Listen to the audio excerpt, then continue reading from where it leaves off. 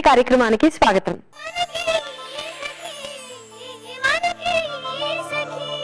ఏమండి, ఒక్క విషయం అడుగుతాను, సూటిగా చెప్పండి. ఈ ప్రపంచంలో విలువ కట్టలేని సేవలేంటో చెప్పండి. ఎందుకంటే దానికి అంతగా ఆలోచిస్తారు? మన సేవలేనండి. కుటుంబ అభివృద్ధి కోసం ఎన్నో త్యాగాలు చేసే మన మగవలకు ఎవరైనా విలువ కట్టగలరా? నిజంగా కట్టలేరు కదా. ఈ మాట నేనంటున్నది కాదు, ఇటీవల కేరళ హైకోర్టు అంటోంది. భారతీయ కుటుంబ వ్యవస్థలో స్త్రీలు చేసే సేవలకు వెలకట్టడం అంటే మాతృత్వాన్ని, మహిళా లోకాన్ని అవమానించటమేనని ఖరాఖండిగా చెప్పేసింది. కుటుంబం కోసం రాత్రి పగలు అలుపు సొలుపు లేకుండా కష్టపడుతున్న గృహిణులకు తగిన వేతనాలిచ్చే దిశగా ప్రభుత్వం చర్యలు తీసుకోవాలని కోరుతూ ఓ సంస్థ హైకోర్టులో పిటిషన్ దాఖలు చేసింది. ఈ పిటిషన్ పై స్పందిస్తూ మహిళలు చేస్తున్న సేవలు విలువ కట్టలేవని తేల్చి చెప్పింది. ఇప్పుడైతే ఈ కార్యక్రమం చూడండి, ఆ తర్వాత మరికొన్ని విషయాలు తెలుసుకుందాం.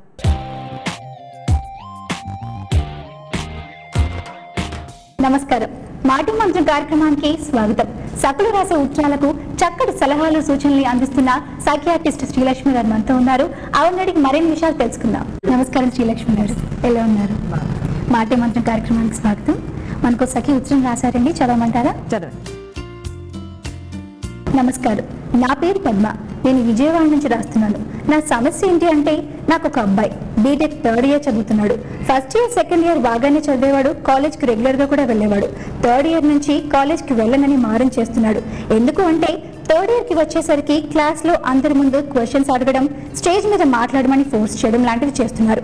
నాకు భయంగా ఉంది, అందుకే నేను కాలేజ్కి వెళ్ళను అంటున్నాడు. మరి దీనికి మాకు ఏదైనా చక్కటి పరిష్కార మార్గాన్ని చెప్పగలరా? ఫస్ట్ ఏంటంటే, ఈ వయసు బహుశా 18-19 ఏళ్ళ వయసు అయి ఉంటుంది. ఈ టైంలో సోషల్ యాంగ్జైటీ కానీ సోషల్ ఫోబియా అనుకుని ప్రాబ్లమ్స్ వస్తాయన్నమాట పిల్లలకి. సోషల్ ఫోబియా అన్న ప్రాబ్లం అంటే ఏంటంటే, నలుగురిలో మాట్లాడినప్పుడు భయపడడం. అంటే దానికి మనం సింపుల్గా స్టేజ్ ఫియర్ అని కూడా అనుకోవచ్చు. కానీ స్టేజ్ ఫియర్ కొంతసేపు పోయాక తగ్గుతుంది. సోషల్ ఫోబియా ఉన్న వాళ్ళకి ఏంటంటే అది విపరీతంగా పెరుగుతుంది అనమాట. అది ఎంత దాకా వస్తుందంటే, ఇప్పుడు క్లాస్లో సెమినార్ లాగా చెప్పమన్నా, క్లాస్లో క్వశ్చన్లు అడిగినా భయపడతారు. అందరూ నన్నే చూస్తున్నారేమో, నన్ను చూసి నవ్వుకుంటున్నారేమో అని సిగ్గుపడడం. లేకపోతే నేను వేసుకునే డ్రెస్ బాగుందా లేదా, అందరూ ఏమైనా అనుకుంటున్నారా, నేను తినే విధానం, అంటే ఏ చిన్న పని పబ్లిక్లో చేయాలంటే వాళ్ళకి బాగా సిగ్గుగా ఉంటుందన్నమాట. అదే కాకుండా ఒక క్లోజ్డ్ గ్రూప్లో ఉండడానికి వాళ్ళకి మరీ ఎక్కువగా ఇబ్బంది ఉంటుంది. అంటే ఓపెన్గా తెలియని వాళ్ళ మధ్యలో ఉంటే పెద్దగా పట్టించుకోరేమో, కానీ ఈ చిన్న గ్రూప్లో అందరూ నన్నే చూస్తున్నారు, చూసే అవకాశం ఉంది అని వెళ్ళే చోట మరీ ఎక్కువ భయపడతారు, వెళ్ళడానికి అసలు ఇష్టపడరు. అంటే దీనికి ప్రధాన కారణం ఏంటంటారు? సోషల్ యాంగ్జైటీ అన్నది యాంగ్జైటీ డిజార్డర్ ఏంటండి అంటే, ఇలాగా టెన్షన్ జబ్బు అనొచ్చు మనం సింపుల్గా. దానికి కారణాలు చాలా ఉంటాయి. ఒకటి, ఇంట్లో వాళ్ళకి కొంతమందికి ఉండొచ్చు. సో వంశపారంపరంగా ఇవి వస్తాయి. అంటే మనకి బీపీ షుగర్లు వచ్చేలాగా ఇది కూడా రావచ్చు. అదే కాకుండా ఏంటంటే, చిన్నపిల్లలు కొంతమంది సెన్సిటివ్ మోస్తరు వాళ్ళు కూడా ఉంటారు. పర్సనాలిటీలు వాళ్ళు చిన్నప్పటి నుంచే కూడా సెన్సిటివ్గా, సిగ్గుగా, బీడియంగా ఉంటారనమాట. వాళ్ళకి గట్టిగా మాట్లాడి తిట్టి చేస్తే వాళ్ళు ఇంకొంచెం తగ్గిపోతారు, కానీ వాళ్ళు తిట్టినందుకు బెటర్ పర్ఫార్మెన్స్ చేయరు. అలాంటి వాళ్ళకి ఇలాంటి సోషల్ యాంగ్జైటీ వచ్చే అవకాశాలు కూడా ఉంటాయి. మూడోది, పేరెంట్స్లో కొంతమంది చూడండి, తల్లి వస్తుంది చాలా భయంగా మా ముందు కూర్చొని, ఆవిడ కూడా అంత భయంగానే మాట్లాడుతూ ఉంటుంది. సో తల్లిదండ్రులని చూసి, వాళ్ళ పరిసరాలను చూసి కూడా నేర్చుకునే వాళ్ళు చాలా మంది ఉంటారు. కాబట్టి ఎన్వైరన్మెంట్ ప్లస్ మన ఉన్న లో జీన్స్ అన్ని కలిపి సోషల్ యాంగ్జైటీ చేస్తాయి అన్నమాట. ఓకే, అంటే చిన్నప్పటి నుంచి కూడా పేరెంట్స్ ఏమన్నా పిల్లలకు నేర్పించాల్సిన ఏమైనా ఉంటుందా ఇలాంటి పర్టికులర్ విషయంలో? ఓకే, ఫస్ట్ ఆఫ్ ఆల్ ఏంటంటే అవేర్నెస్ ఇస్ వెరీ ఇంపార్టెంట్ అండి. మనం ఏం చేస్తాము, పిల్లలు ఈవిడ థర్డ్ ఇయర్లో నోటీస్ చేశారు, కానీ ఆయనకి కొంచెం తక్కువ కొంచెం ఫస్ట్ 10th నుంచి కూడా స్టార్ట్ అయి ఉంటుందని నేను అనుకుంటున్నాను. అంటే అందరు నలుగురిలోకి వెళ్ళి మాట్లాడడానికి భయపడ్డము, ఒక్కొక్కసారి చుట్టాలు వస్తారంటే లోపల వెళ్ళి దాక్కోవడము, ఫోన్ ఎత్తి మాట్లాడకపోవడము, ఇలా చాలా మంది చేస్తారనమాట. సో పేరెంట్స్ రియాక్షన్ ఏంటవుతుంది, దానికి తిట్టడము, కొట్టడము, బలవంతం చేయడం చేసుకుంటారు, కానీ వీళ్ళు ఎందుకు చేస్తున్నారు అన్నది అర్థం చేసుకోరు. So first of all awareness, ఇది ఒక ప్రాబ్లం ఉండొచ్చు అని. దాని తర్వాత వాళ్ళని ఎక్కువ యాక్టివిటీస్లో వేసి నలుగురితో మాట్లాడేటట్టు ఎంకరేజింగ్, స్టెప్ బై స్టెప్. హఠాత్తుగా వెళ్ళి నువ్వు స్టేజ్ మీద మాట్లాడుంటే వాళ్ళు మాట్లాడలేరు, కానీ ఇంట్లో వచ్చిన వాళ్ళతో కొంచెం మాట్లాడు, వాళ్ళతో ఫ్రెండ్లీగా ఉండు, నేను ఇక్కడే ఉంటాను, నీకు భయం లేదు అని ఎంకరేజ్ చేస్తున్న కొద్దీ పిల్లలకి ఇంకా మార్పులు వస్తాయన్నమాట. కానీ కొంతమందికి ఏంటంటే అస్సలు వెళ్ళలేరండి. మా దగ్గరే పిల్లలు ఉన్నారు, ఇలాగా engineering engineering drop outs, medicine drop outs, నేను వెళ్ళనంటే వెళ్ళనని మారం చేసి ఇంట్లోనే కూర్చుంటారు. అలాంటి వాళ్ళకి ఏంటంటే ట్రీట్మెంట్ కూడా చాలా అవసరం ఉంటుంది. కొంతమంది పిల్లలు మా దగ్గరికి ఎలా వస్తారంటే స్కూల్లో చదువుకుంటారండి, చాలా ప్రెషర్డ్ జాబ్ ఉంటుంది బాగా, అంటే అక్కడ 7 to 7 కూర్చోవాలి, చదువుకోవాలి, క్లాస్కి ఫస్ట్ రావాలి అని. ఈ పిల్లలు నిజంగానే క్లాస్ ఫస్ట్ వస్తూ ఉంటారు, కానీ నెక్స్ట్ టైం నేను రానేమో, నాకు తక్కువ మార్క్స్ వస్తే బోర్డు మీద డిస్ప్లే చేస్తే అందరూ చూసి నన్ను నవ్వుకుంటారేమో, అలా భయపడి ఫస్ట్ వచ్చిన పిల్లలు కాస్త స్కూల్ మానేసి ఇంట్లో కూర్చున్న వాళ్ళు, ఏళ్ల తరబడి వాళ్ళు కూడా వస్తూ ఉంటారన్నమాట. సో ఇంత గట్టిగా ఉండొచ్చు సోషల్ ఫోబియా, సోషల్ యాంగ్జైటీ అనేది ఇంత పెద్ద ప్రాబ్లంగా మారచ్చు. దానివల్ల వాళ్ళ కెరీర్ సఫర్ అవ్వడం, వాళ్ళ ఫ్యూచర్ సఫర్ అవ్వడం ఇలాంటి కూడా అవుతాయి అనమాట. ఇలాంటి వాళ్ళకి ట్రీట్మెంట్ చేయకుండా వదిలేస్తే ఏమవుతుందంటారు? సోషల్ యాంగ్జైటీ ఉన్న వాళ్ళకి ఏంటి అవుతుందంటే మైల్డ్గా ఉంటే పర్వాలేదు, చాలా మటుకు వాళ్ళు ఓవర్కమ్ చేస్తారు. జనాల్లో, జనరల్ పాపులేషన్లో చాలా మందికి ఇలా ఉంటుంది బహుశా, కానీ అది ఓవర్కమ్ చేసుకుంటూ వాళ్ళ పనులు వాళ్ళు చేసుకుంటారు. మనది వ్యాధిగా ఎప్పుడు భావిస్తామంటే దీనివల్ల స్కూల్లో కానీ కాలేజ్లో కానీ ఇలా వెళ్ళకుండా దానివల్ల ఇబ్బందులు రావడము, క్లాస్లో మార్కులు రాకపోవడము, రెండోది నలుగురితో కలియడానికి భయపడ్డము, సో ఫ్రెండ్స్ ఎవరు లేకుండా ఒకళ్ళో ఇద్దరు ఫ్రెండ్స్ ఉండడము. సో సోషల్ పర్సనల్ లైఫ్ అంతా మనకి ఎఫెక్ట్ అవుతున్నది అనుకున్నప్పుడు అదొక వ్యాధిగా భావించాలి, దానికి మనం ట్రీట్మెంట్ ఇవ్వాలి. లేకపోతే ఏంటవుతుందంటే చాలామంది ఇప్పుడు చూడండి, ఈ అబ్బాయి ఏమో బీటెక్ 3rd year, కానీ ఈ ప్రాబ్లం అలా ఉండిపోయి ఇంజనీర్స్ అయిపోయి సాఫ్ట్వేర్ ఇంజనీర్స్గా వర్క్ చేస్తూ వచ్చిన వాళ్ళు కూడా ఉన్నారు. మేడం నాకు నలుగురిలో మీటింగ్లో మాట్లాడాలి, నేను చాలా పెద్ద క్లయింట్స్ డీల్ చేస్తున్నాను, అక్కడ వెళ్ళేసరికి నా గుండెలు దడదడలాడుతుంది, చెమటలు పోస్తున్నాయి, కాళ్ళు చేతులు వణికిపోతున్నాయి, నేనేం చెప్పాలని తెలుసుకుంటున్నానో నేను మర్చిపోతున్నాను, నాకు ఇంకెక్కడ ఏమీ భయం లేదు, నేను ఎంత పనైనా చేయగలను, కానీ మీటింగ్స్ మాత్రం నేను చేయలేకపోతున్నాను, చేయకపోతే నాకు కుదరదు అని వచ్చిన వాళ్ళు చాలామంది ఉంటారు. సో ఇది లైఫ్ లాంగ్ అది కంటిన్యూ అయిపోయే అవకాశాలు ఉంటాయి, దానివల్ల ఫ్యూచర్ కూడా ఎఫెక్ట్ అయ్యే అవకాశం ఉంటుంది. మరి ఇలాంటి వాళ్ళని ఎలా గుర్తించాలి, ఎప్పుడు గుర్తించాలి? అంటే మనకి సఖి రాశారు బీటెక్ 3rd yearకి వచ్చిన తర్వాత నేను గుర్తించామని. సో చిన్నప్పటి నుంచే వాళ్ళని ఇలాంటి స్టేజ్ నుంచి ఉంటారంటారా? అంటే అలాంటి వాళ్ళని ఎలా గుర్తించవచ్చు? చిన్నప్పటి నుంచి ఉండవలసిన అవసరం లేదు. అంటే కొంతమందికి ఈ ఆన్సెట్ అలా 15 years తర్వాతే సాధారణంగా స్టార్ట్ అవుతుంది. కానీ చిన్న పిల్లల్లో కొంతమంది నేచర్ కూడా సిగ్గుగా ఉండడం, నలుగురితో కలియలేకపోవడం, సైలెంట్గా ఉండడం, సాఫ్ట్ నేచర్ పిల్లలు చాలామంది ఉంటారు. కాబట్టి పిల్లలకి ఈ ప్రాబ్లమ్స్ వచ్చే ముందు మనం ఎలా కాపాడుకోవాలో కూడా కొంచెం తెలుసుకుంటే మంచిదండి.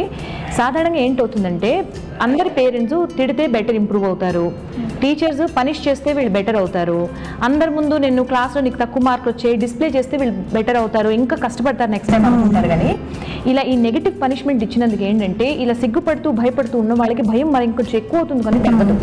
కాబట్టి చైల్డ్ నేచర్ బట్టి కూడా మన పేరెంటింగ్ స్టైల్, మనం ఎలాగ మన పిల్లలకి మనం పెంచుతామో దానికి మారుస్తే చాలా మంచిగా ఉంటుంది. ఫర్ ఎగ్జాంపుల్, ఒక చైల్డ్ చాలా అల్లరి చేస్తున్నాడు అనుకోండి, వాళ్ళకి కొంచెం కొంచెం స్ట్రిక్ట్గా ఉండడం ఇస్ ఎసెన్షియల్.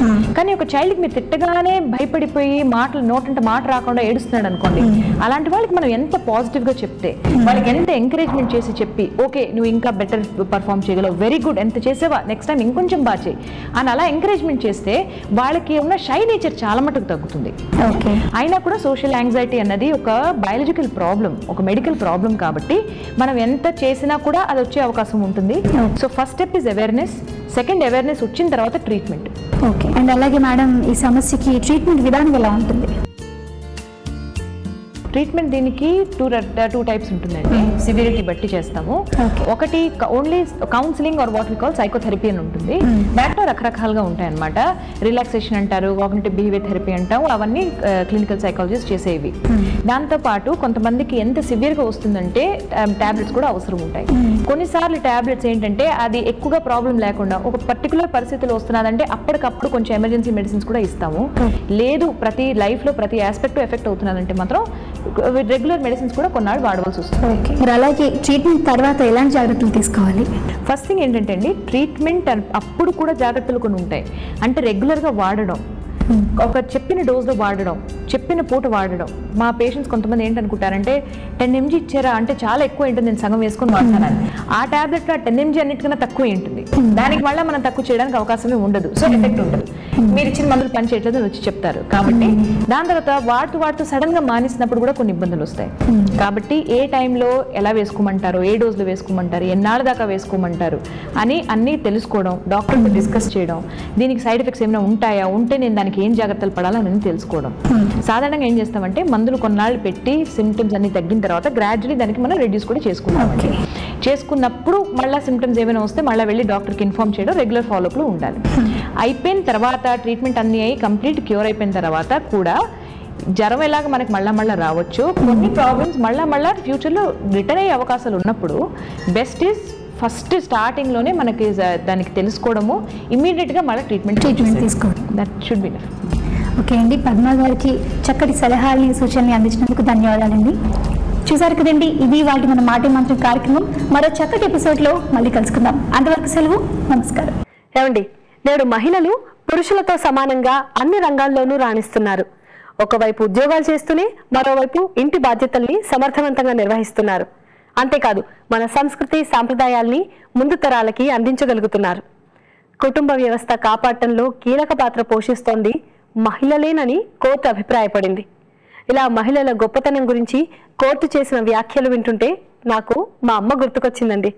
అచ్చు మా అమ్మ కూడా కోర్టు చేసిన వ్యాఖ్యల్ని నాకు కూడా చెప్పింది. కొన్ని రోజుల క్రితం గృహిణులకు భర్త సంపాదనలో కొంత వాటాను జీతంగా ఇవ్వాలని దినపత్రికల్లో చదివాను. పండక్కి ఊరెళ్ళినప్పుడు ఆ విషయాన్నే సరదాగా మా అమ్మతో అన్నాను. ఆ తర్వాత ఏం జరిగిందో ఈ కార్యక్రమం చూశాక చెప్తాను.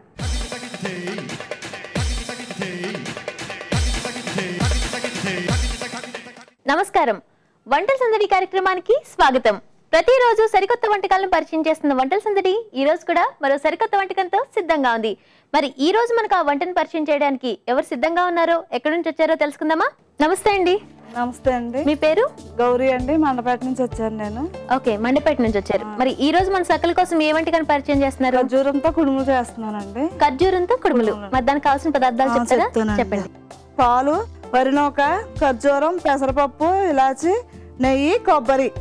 ఓకే అండి, మరి కావాల్సిన పదార్థాలు చూసాం కదా, రెడీ చేద్దాం. ఫస్ట్ ఏం చేయాలి?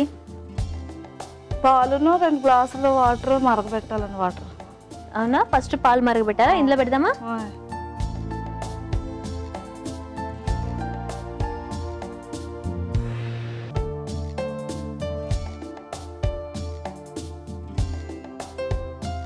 పాలు వేసి 2 గ్లాసులు వాటర్ పోయాలండి. ఓకే, సో పాలు గ్లాస్ వేసాం కదా, 2 గ్లాసులు వాటర్ సరిపోతుందా? సరిపోతుంది.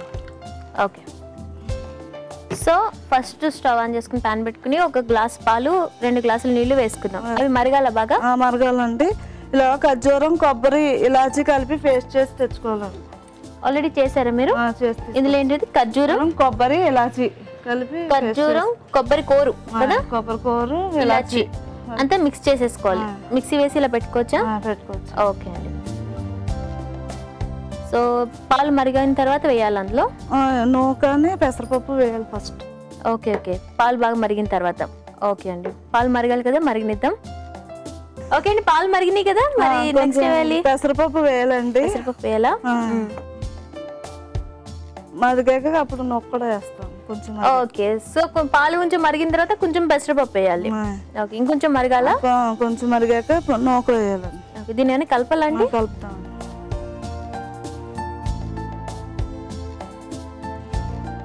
తర్వాత వరినూక కొంచెం కలుపుతా వేయాలండి. ఉండలు కట్టకుండా కలుపుతా ఉండాలి.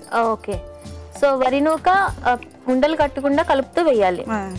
ఎంత? 1 కప్ వేయాలండి? 1 కప్పు చాలు. సో అది పాలల్లో బాగా ఉడకాలా అండి? ఇప్పుడు ఉడకాలి. మూత పెట్టేద్దామండి? మూత పెట్టండి. మూత పెట్టి ఎంతసేపు ఉంచాలి? 5 నిమిషాలు. 5 నిమిషాలు పాలల్లో బాగా ఉడికినివ్వాలి. ఓకే అండి, ఉడికిందేమో చూద్దామా? చూద్దామండి. ఉడికిపోయిందండి. ఇందులో కొంచెం నెయ్యి వేసుకోవాలండి. ఓకే, తర్వాత ఈ ఖర్జూరం పేస్ట్ కూడా కలిపేసుకోవాలండి అందులో. ఓకే, సో ఆల్రెడీ మనం ఖర్జూరం, కొబ్బరి, ఇలాచి కలిపి పేస్ట్ చేసుకుని పేస్ట్ కూడా వేసేసుకోవాలి. అది బాగా కలిపేయాలండి మొత్తం అంతానే. దగ్గరికి వంట వచ్చేలాగా చేసుకోవాలి. సో ఇది అయిపోయినట్టేనా? స్టవ్ ఆఫ్ చేసేయచ్చా? ఆఫ్ చేసేయండి. సో రెడీ అయిపోయినట్టే. ఇది చల్లారిన తర్వాత మనం కుడుముల్లాగా వేసుకుని 10 నిమిషాలు కుక్కర్లో ఉడికించాలండి ఆవిరి మీద. ఓకే, సో దీన్ని చల్లారనిద్దామా? సో చల్లారింది కదండి, నెక్స్ట్ ఏం చేయాలి? చల్లారంత ఉండలు చేయాలండి. కుడుములా చేసుకొని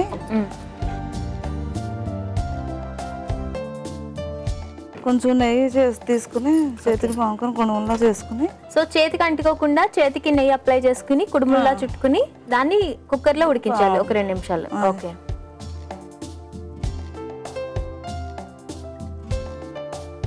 ఓకే అండి, కుడుములు రెడీ చేసుకున్నాం కదా, నెక్స్ట్ ఏం చేయాలి? ఇడ్లీ పాత్రలో వేసి ఉడికించాలండి ఒక 5 ఓకే, ఇడ్లీ పాత్రలో ఇందులో వాటర్ పోయాలి కదా. ఇది సరిపోతుంది కదండి? సరిపోతుందండి. ఓకే, మరి ఇందులో ఇది పెట్టేద్దాం.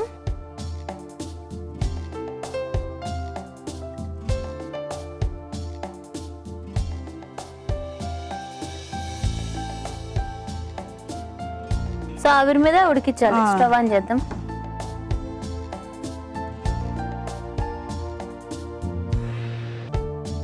కుడుములు చేసి ఇడ్లీ కుక్కర్లో పెట్టి 10 నిమిషాలు ఉడికించాలండి ఆవిరి మీద.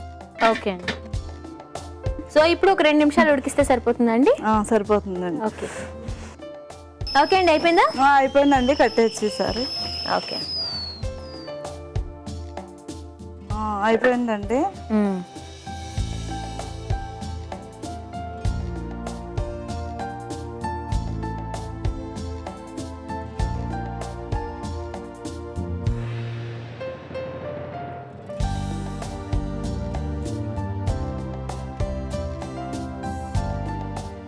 రోజా గారు ఇదిగోండి ఖర్జూరంతో కుడుములు టేస్ట్ చూసి ఎలా ఉన్నాయో చెప్పండి. తప్పకుండా అండి. చూసారు కదండి గౌరీ గారు రెడీ చేసిన ఖర్జూరంతో కుడుములు. మరి వీటిని టేస్ట్ చేయబోయే ముందు కావాల్సిన పదార్థాలు, తయారు చేసే విధానం మరొకసారి చూద్దాం. ఖర్జూరం కుడుములకు కావాల్సిన పదార్థాలు: ఖర్జూరం, కొబ్బరి, పాలు, వరి నూక, పెసరపప్పు, ఇలాచి, నెయ్యి. ఖర్జూరం కుడుములు తయారు చేసే విధానం: ముందుగా స్టవ్ ఆన్ చేసి బాండీ పెట్టుకుని అందులో 1 కప్పు పాలు, 2 కప్పుల వాటర్ పోసి బాగా మరిగాక కొంచెం పెసరపప్పు వేసి తర్వాత వరి నూక ఉండలు కట్టకుండా కలుపుతూ వేసి మూత పెట్టి ఒక 5 నిమిషాలు ఉడికించాలి. తర్వాత నెయ్యి వేసి ఖర్జూరం, కొబ్బరి, ఇలాచీ కలిపి మిక్స్ చేసిన మిశ్రమాన్ని వేసి బాగా కలిపి స్టవ్ ఆఫ్ చేసి ఈ మిశ్రమాన్ని చల్లారనిచ్చి ఉండలుగా చేసుకుని ఇడ్లీ పాత్రలో పెట్టి ఆవిరిలో 2 నిమిషాలు ఉడకనివ్వాలి. అంతే, రుచికరమైన ఖర్జూరం కుడుములు రెడీ. చూసారు కదండి ఖర్జూరం కుడుములకు కావాల్సిన పదార్థాలు, తయారు చేసే విధానం. మరి టేస్ట్ చేసి చెప్తాను ఎలా ఉన్నాయో.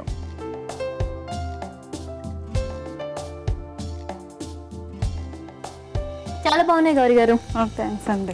టేస్టీగా, తీతీగా, అంటే మనం నూకా వేసాం కదా, నూకా అండ్ ఖర్జూరం టేస్ట్ బాగా తెలుస్తుంది. చాలా బాగుంది. థ్యాంక్ యూ సో మచ్ అండి. ఇంత మంచి వంటకాన్ని మన సకల కోసం తెలియజేసినందుకు మీకు అనుస్వార్ తరఫు నుంచి గిఫ్ట్ వోచర్, అలానే గిఫ్ట్ ప్యాక్ అండి. థ్యాంక్స్ అండి. థ్యాంక్ యూ సో మచ్ అండి. చూసారు కదండి గౌరీ గారు తయారు చేసిన ఖర్జూరం కుడుములు. మరి మీరు కూడా మీకు వచ్చిన సరికొత్త వంటకాలని మాకు పరిచయం చేయాలి అంటే మీరు కాల్ చేయాల్సిన నెంబర్ 04023556540. ఈ నెంబర్ కాల్ చేసి మీరు కూడా మన వంటల సందడిలో పాల్గొనొచ్చు. సో ఇదండి ఇవాల్టి వంటల సందడి. మళ్ళీ రేపు వంటల సందడిలో మరో సరికొత్త వంటకంతో మీ ముందుంటాం. అంతవరకు సెలవు, నమస్కారం. సకలు, నేను మా అమ్మతో త్వరలో నీకు కూడా మంచి రోజులు రాబోతున్నాయి అన్నానండి. దానికి నాకు మంచి రోజులు ఏమిటే అంది మా అమ్మ. పూలు కొనుక్కోవడానికి, పళ్ళు కొనుక్కోవడానికి, మందులకు నన్నో నాన్ననో డబ్బులు అడిగే రోజులు పోతున్నాయి. అదేలాగే అంది మా అమ్మ. ఇంటి బాధ్యతలు నిర్వహించే గృహిణులకు కూడా జీతాలు ఇవ్వాలని మహిళా సంఘాలు డిమాండ్ చేస్తున్నాయి. అందుకు కేంద్ర రాష్ట్ర ప్రభుత్వాలు కూడా తీవ్రంగా కసరత్తు చేస్తున్నాయి. అలాంటి చట్టం కనుక వస్తే నాన్న జీతంలోంచి గృహిణిగా నీ వాటా జీతం మీకు వస్తుంది అని అన్నాను. అప్పుడు ఎంచక్క ఎవరి దగ్గర చేయి చాచకుండా నీకు కావలసినవి నువ్వు కొనుక్కోవచ్చు. హోటల్లో లాగా టీ ఇచ్చినందుకు, టిఫిన్ చేసినందుకు, భోజనానికి, స్నానానికి వేడి నీళ్లు పెట్టినందుకు, బట్టలు ఉతికినందుకు అన్నింటికీ డబ్బులు వసూలు చేయొచ్చు అన్నాను. దానికి మా అమ్మ ప్రతిస్పందన ఎలా ఉందో కార్యక్రమం చూశాక చెప్తాను.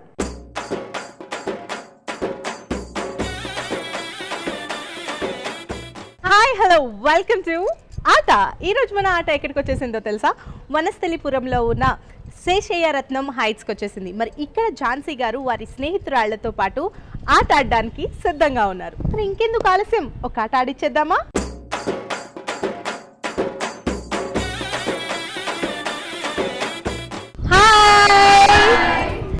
ఏంటండి ఇంత స్లో వాయిస్? శేషయ్య హైట్స్ అంటే అంత హైట్లో ఉంటుంది మీ వాయిస్ అనుకున్నాను నేను. ఒకసారి హుషారుగా హాయ్. ఓకే, సో ఇంతకీ ఝాన్సీ గారు ఎవరు ఎవరు ఎవరు ఓ ఇక్కడే ఉన్నారా? హలో అండి. సో ఝాన్సీ గారు ఎలా ఉన్నారు? బాగున్నానండి. ఝాన్సీ అనే పేరున్న వాళ్ళు చాలా ధైర్యవంతులంట, చాలా ధీరులంట. సో మరి ఏంటి మీరు చాలా ధైర్యం, చాలా డేరింగా మీరు? లేదా? ఎందుకు అట్లా అంటే పెళ్లికి ముందు ఉండేవాళ్ళ? లేదు. లేదా? ఓకే, ఎప్పుడు ఒకేలా. సో మీ హాబీస్ చెప్పండి. book reading, listening music, okay cooking, okay cooking ఏమంటే బాగా చేస్తారు? పూర్ణాలు, పూర్ణాలు. ఓ సో ప్రతి పండగకి పూర్ణాలు ఉంటాయా లేకపోతే ప్రతి సండే ఉంటాయా? పండగ ఫెస్టివల్ టైం. అవునా? ఓకే. సో మరి మీకు చాలా మంది ఫ్రెండ్స్ ఉన్నట్టున్నారు. మరి ఇంతమంది ఫ్రెండ్స్ మెయింటైన్ చేయడానికి టైం ఎక్కడ దొరుకుతుందండి? హౌస్ వైఫ్ కదా. ఓ బోల్డ్ టైమా? ఓకే. సో ఈరోజు పార్టిసిపేట్ చేయబోయే ఫ్రెండ్స్ని పరిచయం చేయండి నాకు. Okay, she's Lakshmi. Lakshmi garu, hello అండి. Sridevi. Hi. Surekha. Okay. So మీ ఫ్రెండ్స్ని పరిచయం చేసుకుంటాను ఇండివిజువల్గా. హలో లక్ష్మి గారు. హాయ్ లక్ష్మి. సో లక్ష్మి గారు హౌస్ వైఫ్. సో లక్ష్మి గారు మీ హాబీస్ చెప్పండి. మ్యూజిక్ అంటే ఇష్టం. మామూలుగా ఇల్లు నీట్గా పెట్టుకోవడం చాలా ఇంట్రెస్ట్. ఓకే, అంతే. హాయ్ సురేఖ గారు. హాయ్ అండి. సురేఖ గారు మీరేం చేస్తూ ఉంటారు? హౌస్ వైఫ్ అండి. ఓకే. సో మరి మీ హాబీస్ ఏంటి? నాది రీడింగ్ బుక్స్ అండి. ఓకే. సో నెక్స్ట్ శ్రీదేవి గారు. అసలు ఆ పేరులోనే ఒక అందం ఉంది. అండ్ మీకు శ్రీదేవి అంటే ఇష్టమా? అవునా? ఓకే. సో మీ హాబీస్ ఏంటి? Book reading, listening music. సరే, మరి ఈరోజు ఆట ఏంటో నేను మీకు చెప్పేస్తాను. సో ఇది చూడండి, ఇది ఇప్పుడు మీ ఆయుధం, అస్త్రం ఏదన్నా అనుకోవచ్చు. సో దీంతో మీరు ఆట ఆడాలన్నమాట. ఆట ఏంటో చెప్తాను. సో ఇది మీరు నోట్లో పెట్టుకోవాలి. ఇలా పెట్టుకొని ఇక్కడ మీకు కలర్ఫుల్ బాటిల్స్ కనిపిస్తున్నాయి, కూల్ డ్రింక్ బాటిల్స్. సో ఇది నోట్లో పెట్టుకొని మధ్యలోనే నడుచుకుంటూ వెళ్తూ ఇది అటు ఇటు ఇటు అటు జరుపుకుంటూ ఈ లోపల ఉన్న ఈ వెయిట్తో ఆ బాటిల్స్ని మీరు పడేయాలి. సో మీకు ఇచ్చే టైం 1 minute. సో ఈ 1 minuteలో ఎవరు తక్కువ టైం ఉపయోగించుకొని ఈ బాటిల్స్ అన్నీ పడేస్తారో చూడాలి. అండ్ ఇంకొక కండిషన్ ఏంటంటే, గేమ్ అన్నాక కండిషన్స్ ఉంటాయి. సో ఒకటి రైట్ లెఫ్ట్ అలా వెళ్ళాలి, అంతేగాని ఒకవైపు అంతా కవర్ చేసుకొని మళ్ళీ ఇంకోవైపు రావడం అలా కాదు. సో గేమ్ స్టార్ట్ చేద్దాం. మరి ఫస్ట్ గేమ్ ఎవరితో స్టార్ట్ చేద్దాం? ఫస్ట్ ఎవరు ఆడతారు? మీరు? ఓకే. సో మరి ఫస్ట్ శ్రీదేవి గారు అనుకున్నాం. శ్రీదేవి గారు స్టార్ట్ చేసేద్దామా? సో ఇదిగోండి, మీ పొజిషన్కి వచ్చేయండి. Your time starts now.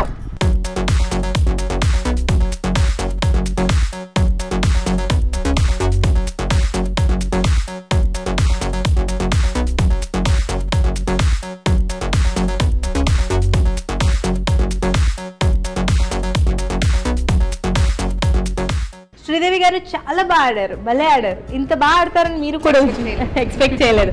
Okay. So మొత్తానికి 52 secondsలో టోటల్ 10 బాటిల్స్ మీరు పడేశారు. అండ్ రూల్స్ చాలా బాగా ఫాలో అయ్యారు. వెరీ గుడ్ అండి. Thank you. గుడ్. సో మరి 52 seconds అంటే చాలా పెద్ద కాంపిటీషనే, మంచి టఫ్ కాంపిటీషన్ ఉంది. నెక్స్ట్ లక్ష్మి గారు, మీరే కదా. సో లక్ష్మి గారు, మీరు 51 సెకండ్లో ఫినిష్ చేసినా మీరు విన్నర్ అవ్వచ్చు అండ్ మీరు లీడ్లో ఉండొచ్చు. లక్ష్మి గారు, your time starts now.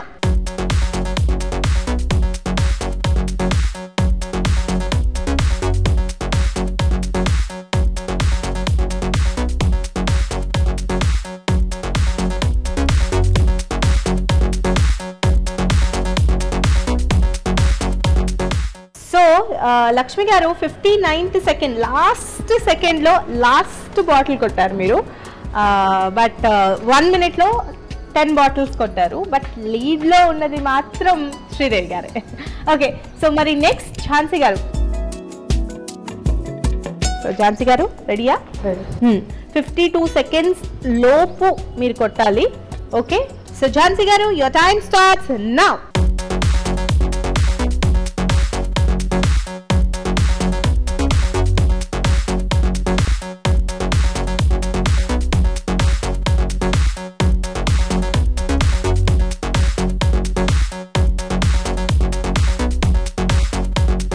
So Jhansi గారు, మీరు శ్రీదేవి గారి కన్నా బాగా కొట్టారా, బాగా కొట్టలేదా?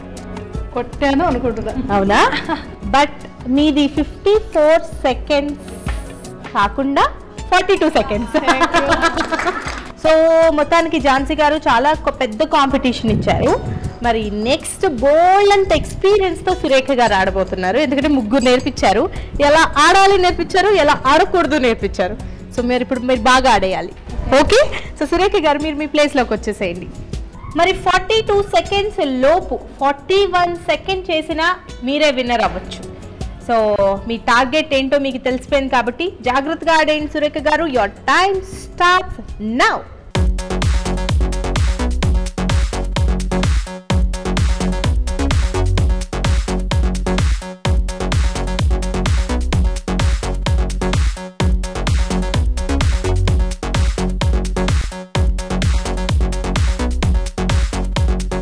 సో మొత్తానికి సురేఖ గారికి ఆట ఎంత బాగా నచ్చిందంటే టైమ్ అప్ అని చెప్తున్నా సరే ఆట ఆడుతూనే ఉన్నారు. ఓకే, సో బట్ చాలా బాగా ఆడారు, ట్రై చేశారు, చాలా బాగా ట్రై చేశారు ఇన్ఫ్యాక్ట్. బట్ అందరికన్నా చాలా బాగా ఈజీగా అలవోకగా ఆడించింది మాత్రం ఝాన్సీ గారు. సో 42 సెకండ్స్లో అండ్ ఫస్ట్ అయినా సరే భయపడకుండా చక్కగా శ్రీదేవి గారు ఆడారు 52 సెకండ్స్ అండ్ మంచి కాంపిటీషన్ ఇచ్చారు. లాస్ట్ సెకండ్ వరకు మీరే ఏమో అనిపించింది నాకు. సో మరి ఈరోజు ఆట అందరం బాగా ఎంజాయ్ చేసాం, మీతో పాటు నేను కూడా. మరి ఈరోజు ఆట విన్నర్ ఝాన్సీ గారు. సో ఝాన్సీ గారు కంగ్రాచులేషన్స్. అండ్ ఝాన్సీ గారు మీకు అను సోమాజిగూడ తరపు నుంచి gift voucher, 1000 rupees gift voucher and gift hamper. Congratulations. Thank you.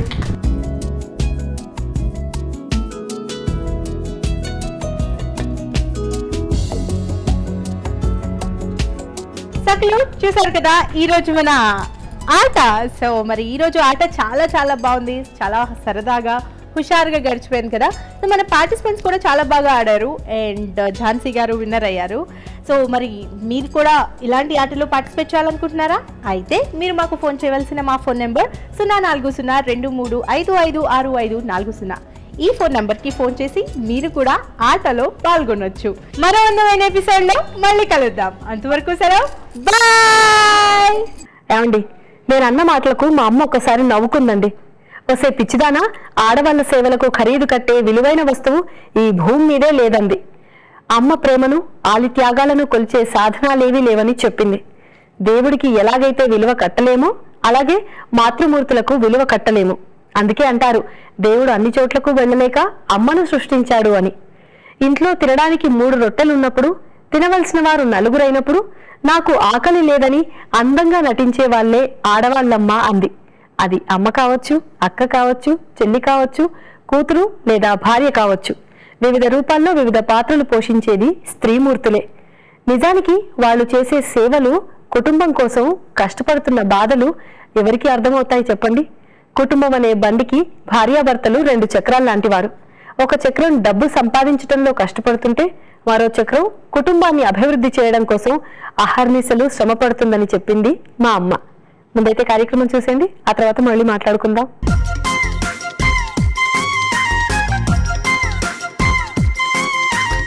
నమస్కారం, చూడండి చేయండి కార్యక్రమానికి స్వాగతం. ఈ రోజు మన కార్యక్రమంలో క్రేప్ పేపర్ తో అందమైన బుట్టబొమ్మను ఎలా తయారు చేసుకోవాలో మనకి చేసి చూపిస్తా అన్నారు రాధా గారు.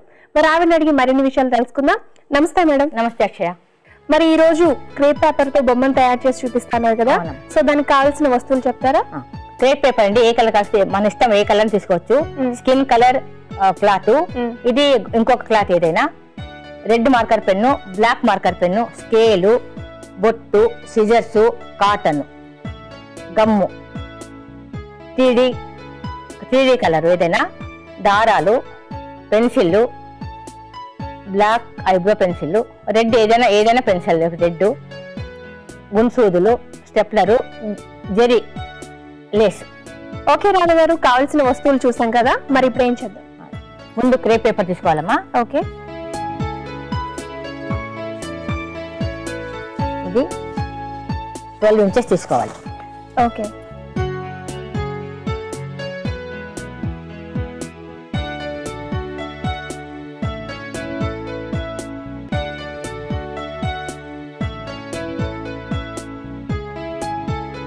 దీన్ని కట్ చేసుకోవాలమ్మా. ఓకే,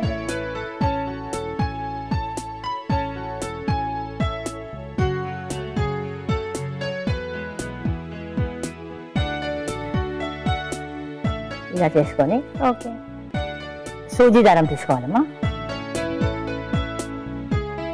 ఏ కలర్ దారమైనా పర్వాలేదు, మనకి తర్వాత ఏం కనబడదు. అది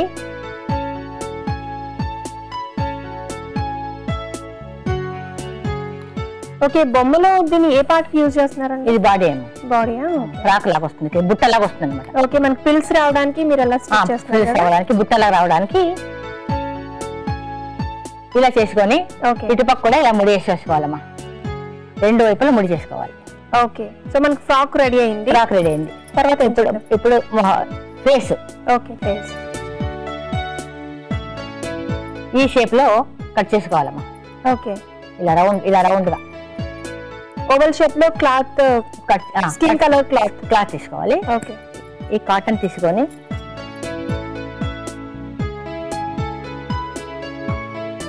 ఇలా ఇలా ఇలా ఇలా ఇలా ఇలా మడత పెట్టాలి. ఓకే, ఒక దగ్గరికి ఇలా రావాలన్నమాట. ఇలా ఓకే, ఇలా మడత పెట్టిన తర్వాత దీనికి కొంచెం ఇలా పెట్టి ఇలా బోర్లుగా పెట్టి ఓకే దీన్ని ఇలా తీసుకోవాలి. తీసుకొని ఇలా ఓకేనండి. తర్వాత ఇది ఉంది కదమ్మా, దీనికి ఇలా ఇలా చుట్టేసి ఓకే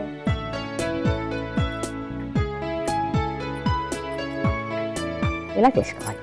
ఓకే, ఇది అయిపోయిందమ్మా. ఓకే, సో తర్వాత ఏం చేద్దాం రాధా గారు? కొంచెం ఇలా అనుకొని దీన్ని మనం ఇప్పుడు పెట్టాం కదా క్రేప్ పేపర్. ఓకే, ఇటువైపు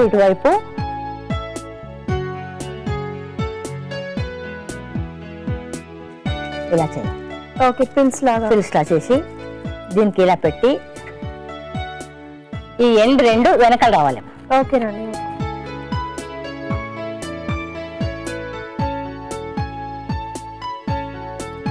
అలా ముడి వేసేయాలా? ముడి వేసేయాలి.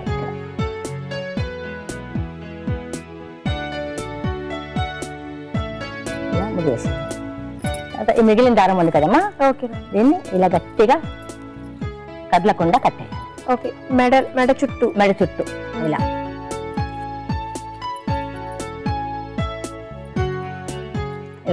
ఓకే.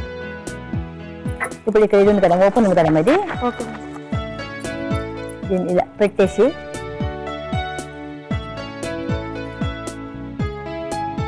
స్టెప్లర్తో పెంచు. ఇప్పుడు ఐబ్రో పెన్సిల్ తీసుకొని ఓకే వెంట్రుకలు ఓకే ఓకే తీసేసుకొని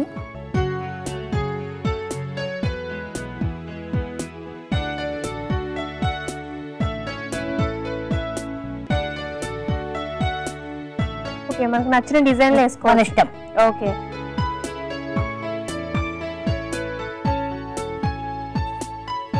ఇలా ఓకే ఇలా పెట్టి గుంసులు ఉంటాయి కదమ్మా, ఓకేనండి.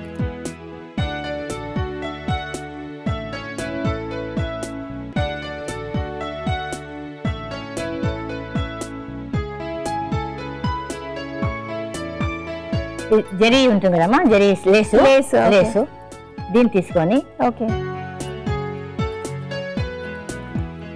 ఇదే జరీ ఏదైనా పర్వాలేదు, మన ఇష్టం డిజైన్. ఓకే, ఇలా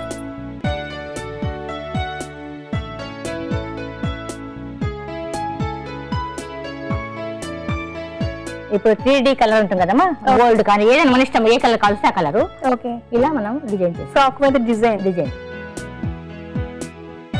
ఓకే రాధా గారు, లేస్ అరేంజ్ చేసి అలాగే 3D కలర్ అటాచ్ చేసి చాలా చక్కగా అసలు పుత్తడి బొమ్మలా ఉంది బొమ్మ. సో ఇంటి దగ్గర నుంచి మీరు ఇలాంటి తీసుకొచ్చారా? తెచ్చానమ్మా, చూపిస్తాను. ఓకేనండి. అక్షయ్, ఇవి నేను ఇంటి దగ్గర తీసుకొచ్చాను.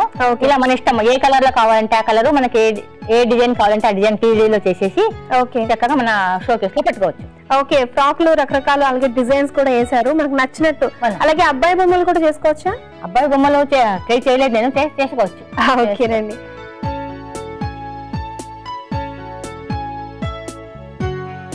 ఓకే రాధా గారు, క్రేప్ పేపర్ తో ఇంత అందమైన బొమ్మను ఎలా తయారు చేసుకోవాలో మా సకులకు వివరించి చెప్పినందుకు ధన్యవాదాలు. ఇటు వాళ్ళకు అందరికీ నా తరఫున ధన్యవాదాలు. సకులు, కుటుంబానికి గృహిణే యజమానురాలు. గృహిణి నిర్వహణ నైపుణ్యం మీదే ఆ కుటుంబ అభివృద్ధి ఆధారపడి ఉంటుంది. గృహిణి ఇంటి యజమానురాలు కానీ సేవలు చేసే కూలి మనిషి కాదు. హోటల్లో లాగా టీలకు టిఫిన్లకు బిల్లు చెల్లించడానికి అది వ్యాపారం కాదు. కుటుంబంలో ఆర్థిక సంబంధాలే ఉంటాయి కానీ ఆర్థిక సంబంధాలు కావు. పిల్లలు వృద్ధిలోకి వచ్చినప్పుడు సమాజంలో కుటుంబానికి గౌరవ మర్యాదలు లభించినప్పుడు, భర్త సంతోషంగా ఉన్నప్పుడు స్త్రీకి లభించే తృప్తే ఆమె జీతం. పిల్లలు, భర్త అంతా తన మీద ఆధారపడి తను చేసిన వంటలు కమ్మగా తింటూ మెచ్చుకుంటున్నప్పుడు ఆమె పొందే ఆనందమే ఆమె జీతం. అలా స్త్రీని ఎప్పుడూ సంతోషపెట్టడమే ఆమె కోరుకునే జీతం. అది చాలమ్మా స్త్రీకి, అంతకు మించి ఆమె ఏమీ కోరుకోదు అంది మా అమ్మ. నిజమే కదండి, ఆడవాళ్ళు అంతకంటే ఏం కోరుకుంటారు చెప్పండి. ఓకే, మరి ఇవాళ కార్యక్రమంపై మీ అభిప్రాయాలు మాకు రాసి పంపిస్తారా? మా చిరునామా Sakhi, ETV 2, Ramoji film city, Hyderabad 501512. మా ఇమెయిల్ ఐడి saki@etv.co.in. మా ఫోన్ నంబర్ 0402355640. మళ్ళీ రేపటి సఖి కార్యక్రమంలో కలుసుకుందాం. అంతవరకు సెలవు మరి. నమస్కారం.